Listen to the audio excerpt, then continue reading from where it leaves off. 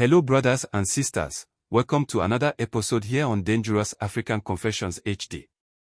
In this episode, we have the continuation of the confession from our brother, who was talking to us about how he met this person who offered him a shelter when he had nowhere to go.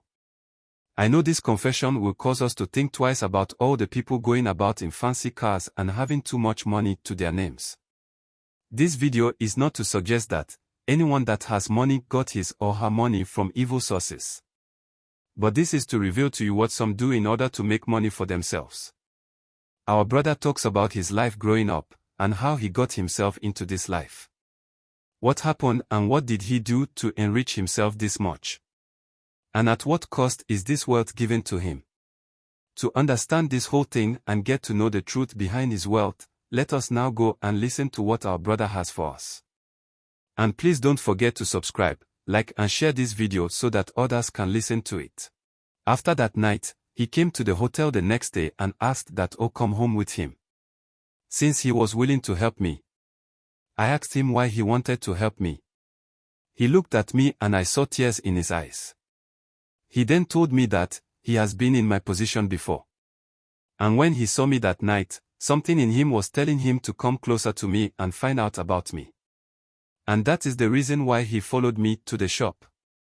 He told me that he don't mean any harm, but just wanted to help me get my life together. His words gave me some hope and all the fear I had was gone. So after everything, I followed him to his house that day. And when we got to his house, I was shocked, brother. I started wondering if the place is his or maybe it belongs to his father or some rich man like that. When he realized how shocked I was, he tapped on my shoulder and told me to feel at ease because there was nothing in the house to fear or something like that.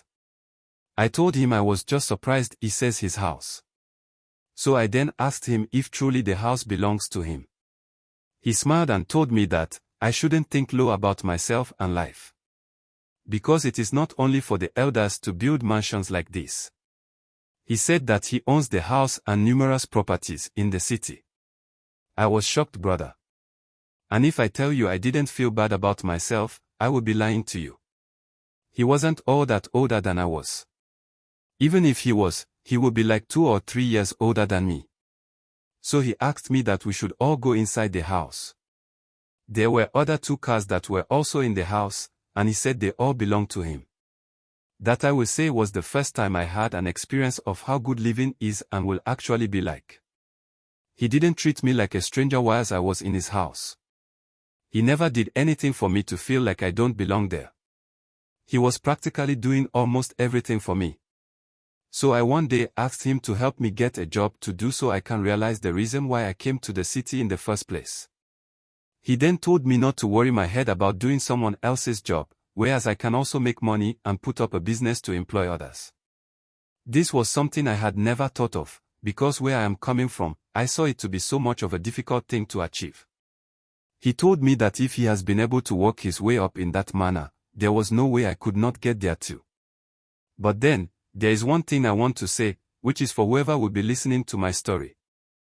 Don't ever say that this person did this and it worked for him or her and I think happened and for that reason you too are going to embark on such journey.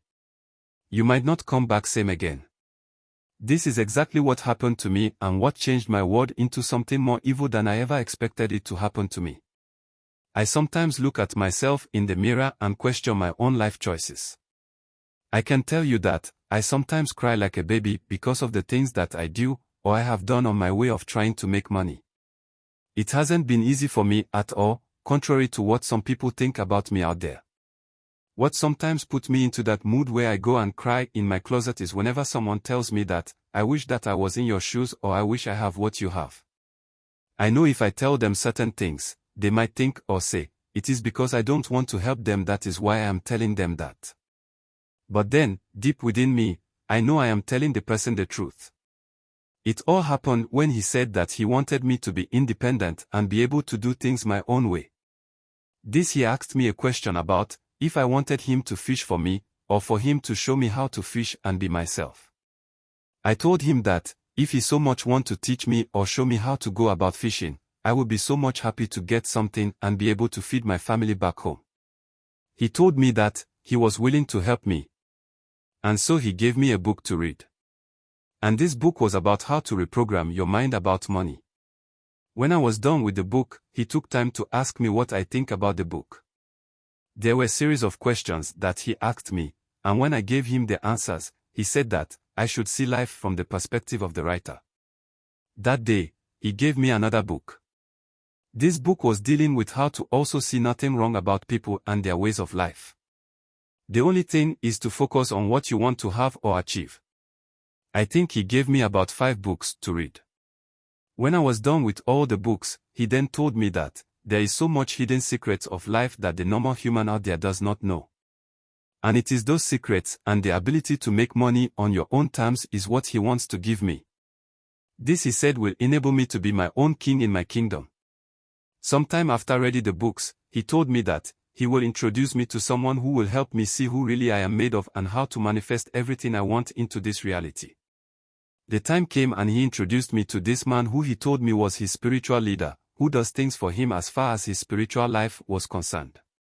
And so he wanted to hand me over to the man so he can help me the way he has also helped him. I was all for it, because it didn't seem evil or bad at all. This place where the man was his own house, and there was nothing really obvious that will show you that he is of evil influence. So the man told him to leave us whilst he talks to me, after he had done the introduction. And had also told him about our mission, which was for him to help me, which will enable me to attain money. This man had a lot of chat with me. After telling him a bit of what I have been through, he asked me to give him my hand. He turned to my palm and asked me to spread my palm like that. He stared inside my palm for a while, and he began to laugh. He then told me not to worry because my future is bright, and so he was going to help me realize everything that he sees about me. So he asked me to go out to where my friend was. Now, in about almost an hour of waiting, he called us into the room again. This time, there was some water mixed with some black powder. He asked me to trust him and drink the water. My friend also told me to go ahead since he also did same the very first time he came there. I then asked the man what it was that I had to drink. He took time to tell me that, when I drink that water, it is not as if anything bad is going to happen, but that will now commit me to remain secret about my source, unless I see someone who I feel is worthy of telling. So I was made to, or I will say that I took the water and I drank it. He asked for us to go and bring some items that will help in the work that he was going to do for me. When after I took the water, nothing seemed wrong in my eyes again. This is because I believe someone can ask me why I didn't stop at the point where maybe something was requested of me that I felt was not right. This is why I told you just moments ago that, the water that I took for some reason, I didn't see anything wrong again. The things we went to buy at first were 3 doves, 1 sheep, some other items that he said were need for the things he was going to do for me. It was my friend who bought everything needed for this thing to happen for me. Because I couldn't have afforded it in any way. So we took the things to him when we finally got them all. I was made to sit in a river which was behind his place, and the doves were all sacrificed and the blood was poured on my head, whilst I was still in the river. All these whiles, he was saying some words and doing incantations. When he finishes, he throws the dove in the river. He repeated the same thing for all the 3 doves. And right after the 3rd one was thrown into the river, some heavy wave came and somehow collected the doves, if I should say that. They were nowhere to be found again. He now said that the spirits have accepted me into their world and that I will have to go and sleep in a particular room where all the necessary information will be given to me. That day, what I saw when I went to that room was something that I never have dreamt was possible in my whole life. What happened was when I got into the room and lied down just as the man had told me, in about some few minutes, I started hearing a voice in my head calling my name to come. This happened and just within that moment I saw myself walking on a path where I could see practically nothing on my left nor my right. I could see my body lying down and see my spirit walking on that route. After about some time of walking without seeing anyone, I came to the seashore. Not knowing what to do, something asked me to just walk into the sea. My brother, when I stepped into the sea, I saw myself standing in a place looking like a palace. And you could hear the sea roar from the distance. My brother, this experience was something else. I saw people who had also come to either renew their vows or come for help in one way or the other. I was asked to pledge my allegiance to the Queen Mother, and after it, I was led into a particular place where I was given some food to eat. To be very much honest with you, the time I spent there, I felt that place was better than what we have here on the physical world. The kind of enjoyment and life that they live there is beyond what anyone can explain to you. I didn't see anything that was off as far as I was concerned. Because it was more like a normal life here. Just that you understand that you are in a spiritual world. If you put that aside and it was supposed to be a world just like ours, any man would love to be there. I am telling you with all honesty.